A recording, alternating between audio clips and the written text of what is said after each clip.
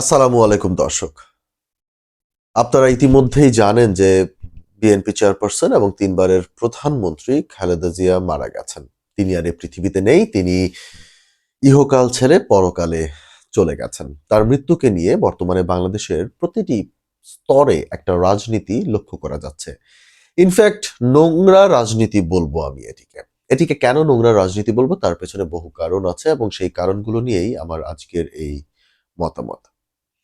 দর্শক, আপনারা জানেন যে খালেদা জিয়া সম্পর্কে আপনারা জানেন খালেদা জিয়া যখন জীবিত ছিল এবং তিনি যখন অন্যায় অবিচার সহ্য করেছেন, তিনি যখন জেলে ছিলেন, তখনও তাকে নিয়ে অনেক আমি যদি বলি ৯০% মানুষ কিন্তু তাকে নিয়ে কথা বলার ঠিক ততটা সাহস করে নাই, যেটা এখন নানাভাবে সামাজিক যোগাযোগ মাধ্যমগুলোতে দেখা যাচ্ছে এবং তার প্রতিফলন কিন্তু হচ্ছে। এবং একই সঙ্গে আমরা যদি বলি সেটা নিয়েও কিন্তু বিএনপির অনেকেই কাউন্টার দেয়া শুরু করেছে, লেখালেখি শুরু করেছে।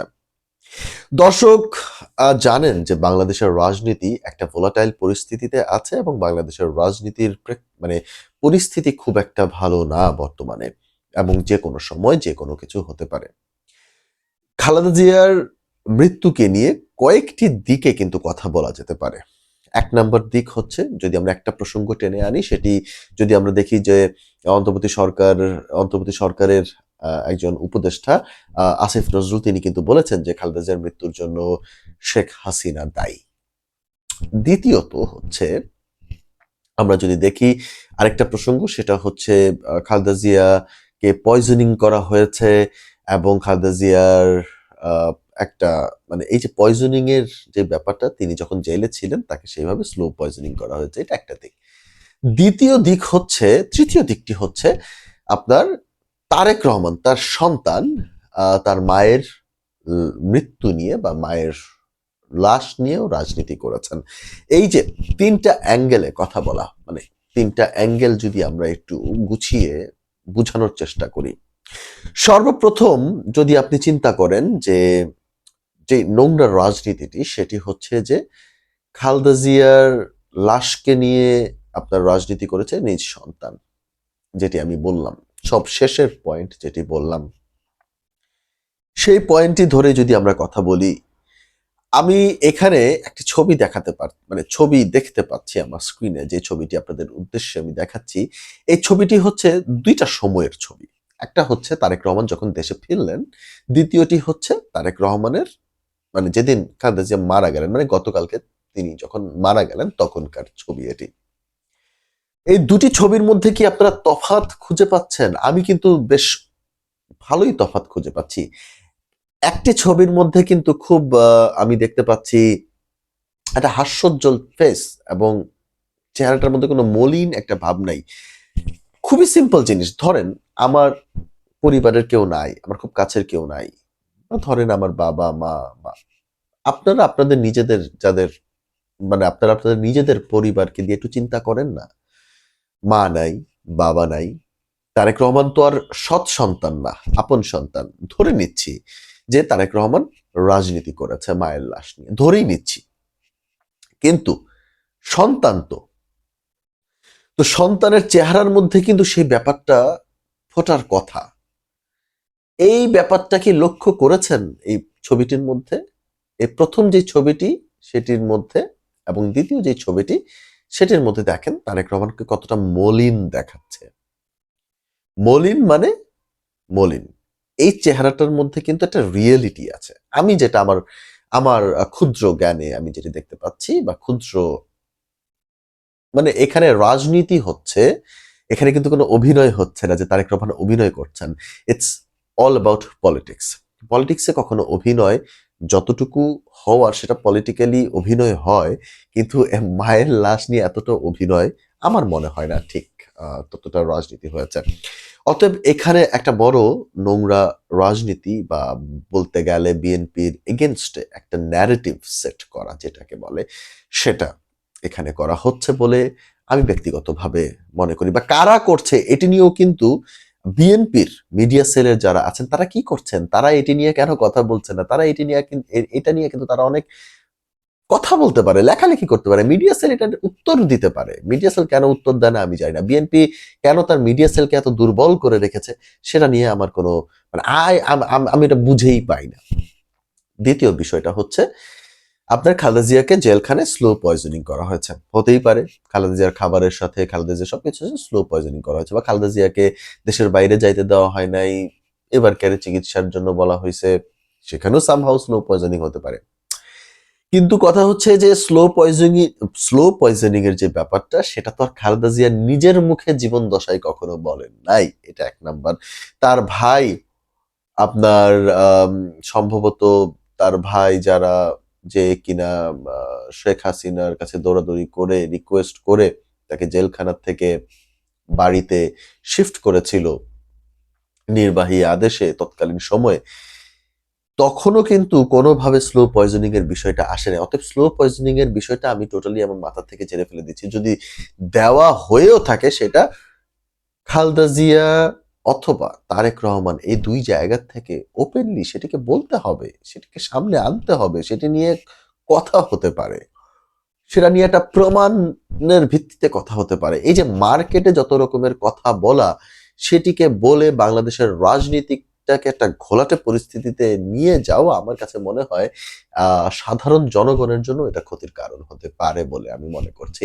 কারণ ভাই, সাধারণ জনগণ একটা শান্তিময় জীবন চায়, একটা শান্তির বাংলাদেশ চায়, শান্তির রাস্তা চায়, যেখানে তারা সুন্দর মতো চলাফেরা করতে পারে। আমি ভাই সাধারণ মানুষ, আমি সাধারণ জীবনযাপনটাই চাই।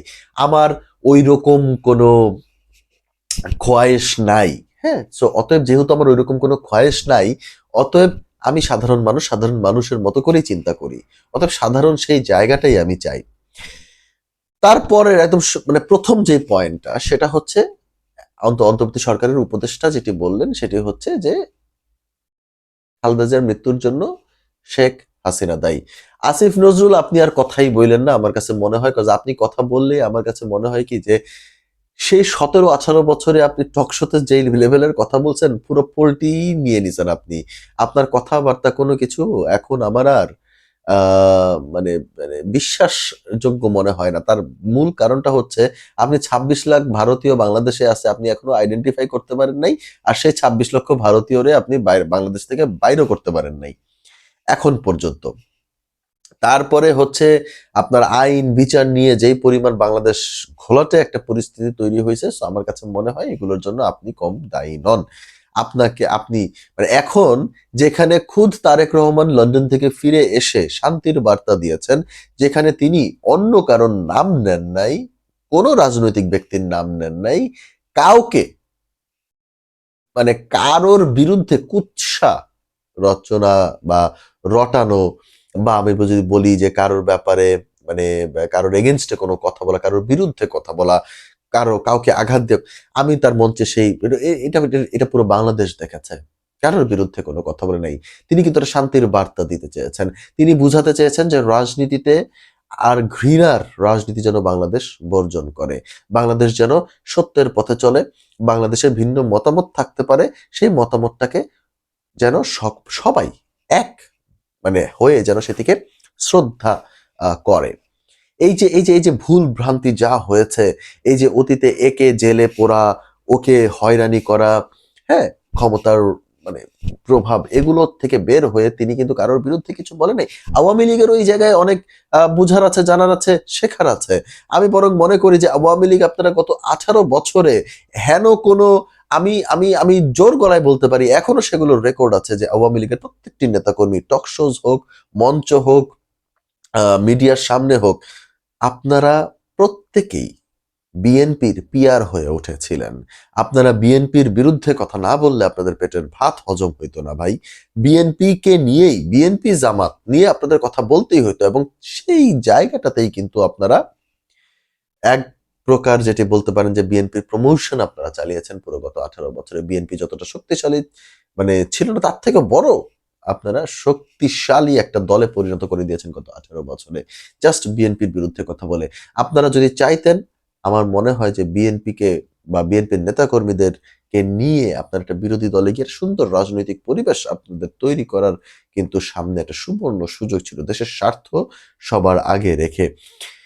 আমার মনে হয় যে সামনে চলতে পারলেই হয়তো বা ভালো ছিল। এই যে আজকে আসিফ নজরুলের কথা বলতে পারছেন, কেন কথা বলতে পারছেন? কথা বলতে পারছেন আমার কাছে মনে হয় বিকজ অফ বাংলাদেশের নোংরা পরিস্থিতি, রাজনৈতিক পরিস্থিতি নিয়ে। এবং এই যে শেখ হাসিনাকে দায়ী করা হলো বাংলাদেশের খালেদা জিয়ার জন্য, ভাই এটা রাজনৈতিক ব্যাপার। এটা দায়ী এটা করুক না। এটা করুক না। শেখ হাসিনাই করুক আর যেই করুক। তারেক রহমান এখনো কাউকে দেশে এসে কারোর বিরুদ্ধে যখন কথা বলে নাই, সেখানে এই মুহূর্তে নির্বাচনের আগে এবং খালেদা জিয়া যখন পুরো মানে পৃথিবী ছেড়ে চলে গেলেন, ঠিক সেই মুহূর্তে কথা বলাটা আমার কাছে মনে হয় যে এক প্রকার বাংলাদেশের পরিস্থিতিটাকে অন্যদিকে নিয়ে যেতে পারত।